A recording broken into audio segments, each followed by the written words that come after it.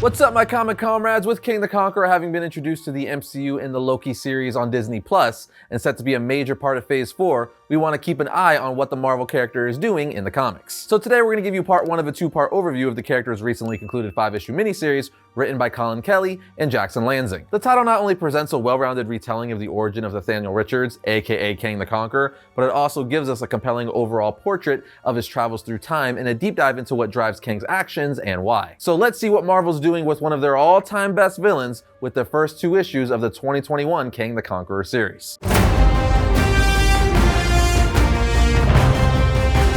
Issue 1 opens up with the view of an older Kang, while Kang from a yet undetermined time begins to tell us a story about a conversation Alexander the Great once had with a great sage. He says the sage told Alexander there are more worlds than this. Their number is near infinite and they spread across the cosmos beyond the reach of any of man's senses. Alexander then looked upon his empire and his eyes filled with tears. The sage asks, "Great Alexander, why do you weep?" To which Alexander replied, "Is it not worthy of despair that there are infinite number of worlds to conquer and I cannot become the master of even one?" On the next page, we are then taken to a young Nathaniel Richards who was born in the 31st century. We learned that by the time he reached the age of 18, he had conquered nothing. He sees his world as a utopia of pleasure and entertainment. But despite this, we learn through continued narration that Nathaniel was picked on and recently had his throat slit by bullies. An incident he only survived because of the highly advanced medical technology of the time. Anyway, the narration continues to tell us that it was also a place where time seemed to have stopped. It was the end of history, a meaningless procession of tepid moments, a countdown to nothing. As we see Nathaniel looking at holographic blueprints of some castle,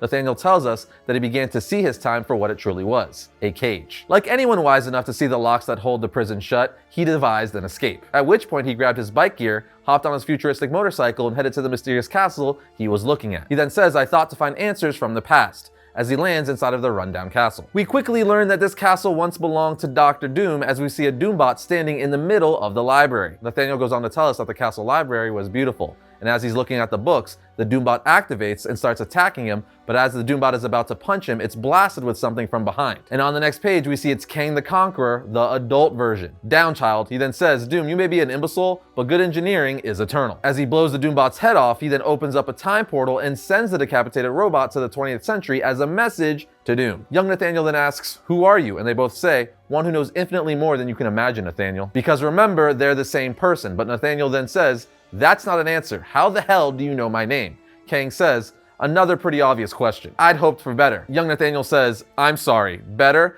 I'm Nathaniel Richards, the liberator of the library of Victor Von Doom. This is the secret history of the world, and I'm its heir. And you want better?" Kang responds, "The reverie in your voice is embarrassing. There is no easier place to lie than in the pages of a book. You learn to trust only first-hand sources. So let me ask you, would you rather read history or make it?" Nathaniel replies, "Are you kidding me? That's all I want. This world is so thin. It's like there's nothing here, and I want everything." Kang responds, "Good, you are ready. Now ask your question again." Nathaniel asks, "Who are you?"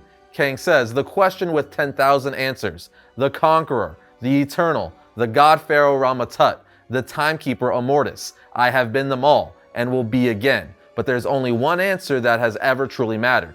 In the end, I am Kang, and at the beginning, I was you." As he removes his helmet and mask, showing Nathaniel he's an older version of himself. At this point, young Nathaniel shakes his hand and agrees to go with him to learn from his older self. And when Kang opens up a portal, we see he takes Nathaniel to 65 million BCE, the time of the dinosaurs, the Cretaceous era. It's here where Kang would train Nathaniel to be a better version of himself, which is weird because Nathaniel is Kang's self. As we get a montage of Kang teaching and training Nathaniel over time. Nathaniel tells us, "Many of my memories are fogged by the ways of time, centuries of conflicting timelines, playing tricks in my head. But I remember every one of those first days with perfect clarity. My lesson began with survival, strengthening my body and mind. And where I could not strengthen it myself, Kang did it for me." As we see him inject a language chip into the back of his head that would allow him to speak and understand every language in the universe. Kang even showed him the Fantastic Four defeat Ramatut, another version of himself. He also taught Nathaniel that a plan, no matter how meticulous, only serves to make you weak. To rely on the specific order of events is to invite disaster. Kang must thrive in disorder. Finally, Kang shows him the death of his love Ravana, telling young Nathaniel, "Never love. In all of time and space, it is the only way in which you will be conquered." But said promise would one day be broken when Nathaniel was hunting a T-Rex. He ended up killing the T-Rex, which in turn saved the young girl that was almost eaten by it. Once the T-Rex was dead, he laid eyes on the girl and instantly fell in love. The girl would bring Nathaniel back to her tribe, where she presented him to the tribe's elder, the one they called the Lasting Peace. The elder then grabs Nathaniel by the face and says, "Sung by the hymn of time are you, the conqueror and the conquered. Yours is a path forged through the darkest forest, the trail burned in glory and pain. I mark you for the beast you slew. I mark you for the life you saved." And with that, Nathaniel and the girl he saved dance and rejoice with the tribe. He would then soon return back to Kang saying, "You won't believe what I found. You were wrong. There are people here. It should be impossible, but there are. And they're incredible. They have culture and music and the most fascinating legends and stories I've ever heard. And wait till you see the dancing." Kang then turns around saying, "You will unlearn this sentimentality. Never disappear from my sight again. You will do as you're ordered. You will learn the lessons I teach you and never disregard them. And above all else, wipe that pathetic paint off your face." Nathaniel then says, "No." He goes on to say, "You're the one who's failed. You talk endlessly about conquest and glory, but you're just a drunk who makes me memorize his defeats." Kang says, "Yes, so you will not repeat my failures." Nathaniel then says, "My life is my own, Kang. It's out there, living on without me. And the people of that tribe, we could save them from the coming cataclysm. If time is nothing to us, then why can't I use it to save the first thing in this world that I..." But Kang interrupts him saying, "Say it." So Nathaniel tells him, "Love." And on the next page, we see Kang slap his younger self. Nathaniel then wipes the blood off his face with tears in his eyes, saying, "I will save them." But Kang says, "No, boy, you did not," as he grabs a gun and drags Nathaniel to the tribe's village, killing the tribe in front of his very eyes. And in the coming days, Nathaniel, furious for what Kang did to the tribe and the woman he loved, got Kang drunk and drugged them with herbs planted in his wine. At which point he modified Kang's armor to teleport himself to a different time right before the meteor destroyed this world. But you see, the armor malfunctioned and sent Nathaniel to the time in Egypt where Rama-Tut ruled.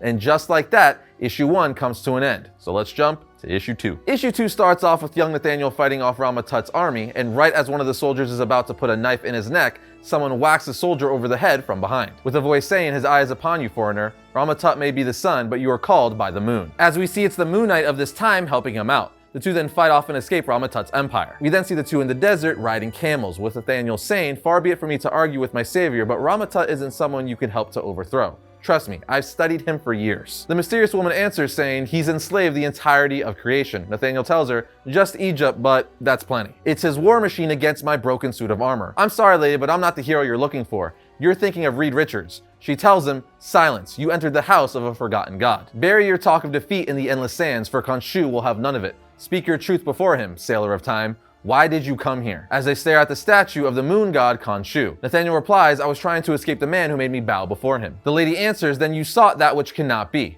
We all bow before someone. Ravana bows as aspect before the moon's king." Nathaniel's eyes then open wide because he knows that name. He knows that's who his older self fell in love with and warned him about. She then tells him, "Yes, my name is Ravana, the Moon Knight." Nathaniel then remembers his time with Kang and the woman he loved that Kang killed, saying, "I swore that I would be the hero if she saw me. I swore to tear him down. In the shadow of a dead god, I took my revenge and cast it in iron." As we see, he made his iron-led armor, which we first saw in the Young Avengers issue 1 from 2005. Him and Moon Knight then wage war against Rama-Tut and his army, and after fighting off a good portion of his army, they sit to watch the sunset, which ends with them kissing for the first time. But their sentimental moment is interrupted when Rama-Tut's Sphinx ship arrives to capture them. Tut then uses his Ultra Diode Ray, which is a ray gun of anti-will and enslavement. It's Kang's first weapon and his cruelest. With Tut now having both of them enslaved, he orders Nathaniel to go to the front of his army as a centurion and shape his armor into something more befitting of his station, which is a really cool Easter egg because back in the day, Nathaniel Richards ran around as a Scarlet Centurion, first appearing in Avengers Annual issue 2 back in 1968. And the issue literally puts him back in the same Scarlet Centurion armor and has Tut even say, "Go now to the front, my Centurion." So again, nice little Easter egg for the character. But Nathaniel, still under Tut's control, tells us that Rama-Tut still considered himself a god king, but he was no more than a man out of time. Even Khonshu was thought of as a powerful dream. Despite Rama-Tut's posturing, Egypt was already blessed with a living god. His name was En-Sabanor, and his conquest would last a millennia. That's right, Rama-Tut forced Nathaniel, his new centurion, to go up against Apocalypse and his armies. It was during this war with Apocalypse, where he was being forced to fight, that Nathaniel says, "As the Scarlet Centurion, love made me blind. And so I began to hate, and saw the only path forward. My body was a prison, my armor a cage. To escape Kang's power, both needed to be broken. And through the pain, I swore to have revenge on Kang." The battle with Apocalypse then ends with Tut's defeat and countless dead on both sides. The comic then ends with Nathaniel still in his Centurion armor wandering the desert saying, "But Kang was alive. No longer a pharaoh, but a warlord of the 31st century. We then see Nathaniel make his way to a palace where he continues to say, "I would not be Kang's conquest made manifest.